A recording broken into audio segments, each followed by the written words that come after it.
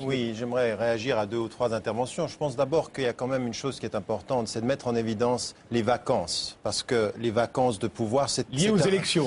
Lié aux élections, je crois que c'est un facteur important. Mais on ne peut pas quand même élargir tellement la perspective qu'on en oublie les faits. D'abord, moi, je ne parle pas de guerre. Parce qu'une guerre, c'est entre 2 armées. Il n'y a pas d'armée à Gaza. C'est aujourd'hui du massacre, un carnage. Et ce propos-là, ce terme-là, il vient de l'intérieur d'intellectuels israéliens qui parlent de carnage et qui se sont réveillés aussi. Et donc, ce n'est pas une guerre. C'est pas une guerre. Et quand on parle de trêve, quand on parle des 6 mois qui se sont passés, il y a des conditions qui sont liées à la trêve. Et l'une des conditions, c'était de lever effectivement le blocus. Ça n'a jamais été fait. Les gens étaient... pendant 2 ans, il y avait la famine.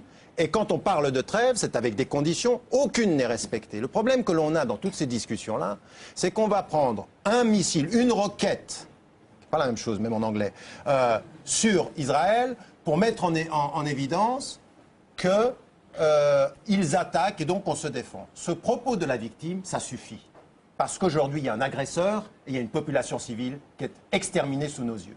Et donc la deuxième chose que je vais mettre en évidence, ce n'est pas le 24 ou 23 ou 25 décembre. Dès le mois de novembre, 4 personnes du Hamas à l'intérieur sont tuées par l'armée israélienne. C'est en novembre, c'est donc avant la fin. Et jusqu'au mois de novembre, il n'y a pas d'intervention de la part des forces même du Hamas de l'intérieur. À partir d'un certain moment, il faut regarder les faits. Aujourd'hui, cette idée d'intervenir à Gaza, elle n'est pas nouvelle. Quand on nous dit, oui, mais il y a le Hamas d'un côté et puis il y a Abbas. Abbas, ça fait 2 ans qu'il discute, il n'a rien obtenu sur la Cisjordanie. Le contraire, on nous a annoncé... On rappelle que Abbas, c'est le Fatah et il est le Premier ministre voilà. Et juste pour terminer, en Cisjordanie. On nous a dit, vous savez, la télévision était partout quand Israël a soi-disant libéré Gaza. En fait, elle a libéré l'intérieur, elle a gardé toutes les clés, elle en a fait une prison à ciel ouvert. C'est ça la réalité. Et donc on nous a annoncé, les télévisions étaient là. Aujourd'hui, quand il y a un massacre, la télévision ne peut pas entrer. Il n'y a personne qui peut montrer ce qui est en train de se passer. Donc quand on, soi-disant, libère, quand on enlève les colons, la télévision est partout pour montrer la tristesse absolue de ces colons, mais on ne dit pas qu'au moment où on en enlève 8 000 de Gaza, on en met 12 000 en Cisjordanie.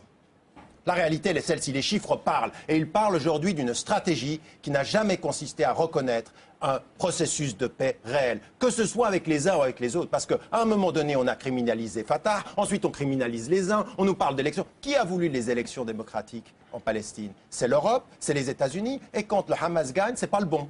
Donc toute la population est punie. Mais qu'est-ce que c'est que ces histoires? Qu'est-ce que c'est que cette démocratie que vous défendez, mais qui serait à géométrie variable? La démocratie, quand ça nous sied, mais pas de démocratie quand ça ne nous sied pas. À un moment donné, il faut parler avec les ennemis. Sans faire de démagogie du tout, je suis partisan d'une démocratie à géométrie variable. C'est-à-dire que selon l'état de lacération, de difficulté, de pauvreté ou d'opposition des pays, je pense que les processus démocratiques doivent être introduits avec une certaine raison. Et d'ailleurs, Hamas... Quand ça vous convient. Hamas, je vais vous dire une chose. Mais Netanyahou, ça vous convient? Barak, ça vous convient? Ces gens qui sont des criminels, qui sont en train de tuer des civils? Écoutez, ça vous convient, ça? C'est ça la démocratie? Écoutez, évitons les invectives. Je sais très bien que vous êtes très profondément lié au mouvement des frères musulmans, comme moi je l'étais au mouvement communiste. Mais pourquoi j'arrêterais ça avec ça? Vous savez, je vais vous dire une chose. Vous vous présentez comme un historien. Non. Vous commencez à me situer, moi, dans ma famille, et vous dites... Le grand-père de Tariq Ramadan qui a été supplicié par Nasser. Il se trouve que mon père est mort en 49 et que Nasser a pris le pouvoir en 52. Vous faites des erreurs monumentales d'histoire. Laissez cela. Laissez l'attaque. On pouvait éviter laissez l'attaque personnelle et venez-en à la population papélienne. Ne parlez plus trop.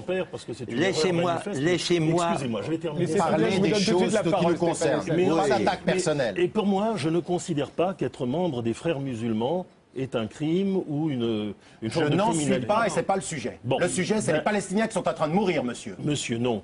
Et permettez-moi quand même de terminer ce que j'ai à dire. Je n'ai jamais utilisé l'épithète frères musulmans de manière dérogatoire. Et d'ailleurs, je suis, et je l'ai dit à plusieurs reprises, pour que Hamas soit un parti à part entière d'une démocratie palestinienne qui, vous le conviendrez, est entièrement à construire quand on voit le comportement qu'a eu le Hamas vis-à-vis de ses prisonniers d'Al-Fatah au moment de leur coup d'État à Gaza. Mais cela dit, le problème, contrairement à ce que vous alléguez, n'est pas limité à Hamas. Hamas a longtemps été lié à l'Arabie Saoudite, au mouvement des frères musulmans égyptiens, il est né de cela. Mais dans les dernières années, à partir de la prise de pouvoir d'Ahmadinejad en Iran, nous avons eu une alliance stratégique du Hamas et du Hezbollah libanais. Nous avons des agents de la brigade Al-Quds qui ont formé les militants du Hamas. De quoi vous parlez? C'est le djihad islamique. Mais je parle des faits, monsieur. Vous êtes en train de faire une histoire. Montrez-nous dans les faits. Le djihad islamique est une session pro-iranienne. Non. Le djihad islamique est le premier à avoir tiré sur les ordres de Téhéran. Laissez parler les autres. Nous sommes plusieurs ici à avoir quelque chose à dire. Moi, je veux relayer la pensée forte de mes amis israéliens Mikado, Michel Warshawski, Amira Haas, Gideon Lévy, qui disent le gouvernement intérimaire israélien actuel ne veut pas la paix. Et c'est ça qui est grave, car s'il voulait la paix, il négocierait avec le Hamas facilement.